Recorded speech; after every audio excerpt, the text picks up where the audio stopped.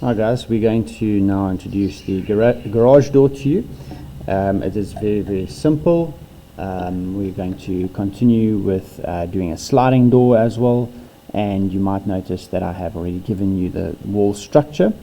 So let's get going. So remember guys that any angles that are not given or sizes that are not given by any question may be assumed in good proportion. So I'm using a 60-degree angle over here just to get the size drawn out over here. This will be the outside area of my garage, obviously the ramp portion. I'm going to try and accurately keep that in line.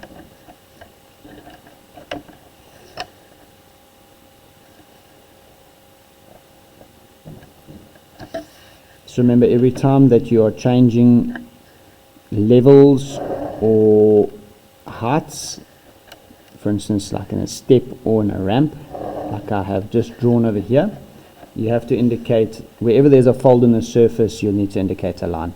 So you'll go from this flat surface on the outside onto the ramp, then back onto a flat surface, which means you've got a line here and a line here. These two lines will just indicate the garage ramp. Right, on the inside though, we'd need to go and have the roller portion of the garage.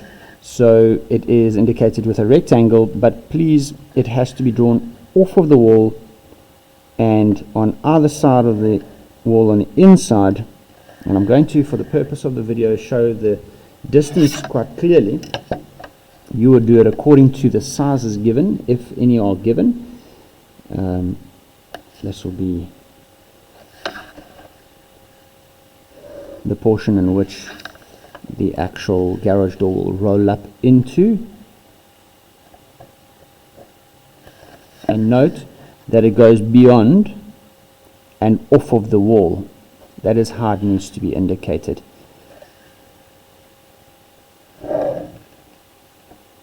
Right, that's my garage door indication, all done.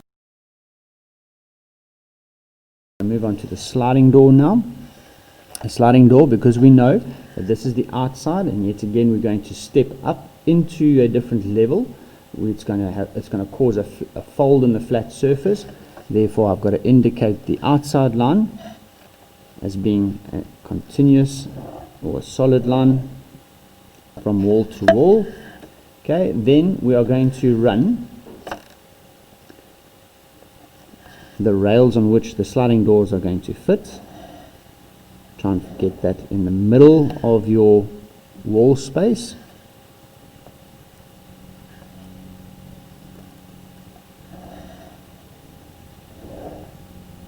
Okay, like so. Right.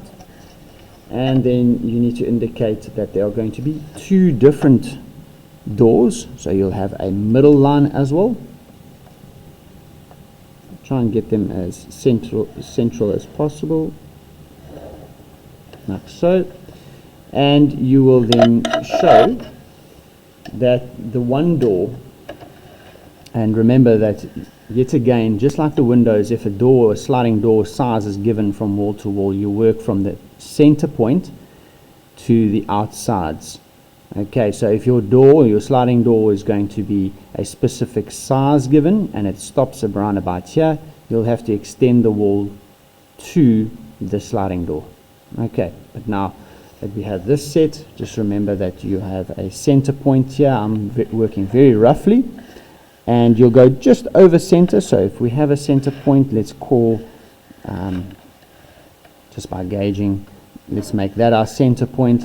Just over the center point over there, you'll clearly indicate the inside door, and you can then have the normal door in the middle, like so. And we have to indicate that it's going to go in a specific direction. So this door over here will be sliding in this direction. This one won't move, it'll be a single door movement.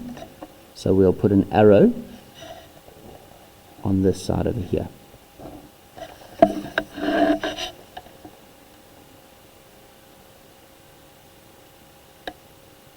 Okay.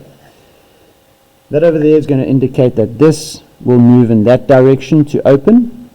This one will not move. There's no indication in arrow. Just remember that you have this line over here continue because it's the rail on which this door will move on, and this one will also have a rail just as a standard. Just remember that when you're installing these doors, the rails will be complete from wall to wall for both these doors. Alright, well guys, that's your sliding door indication, and then you have your garage door. Thanks for watching, guys.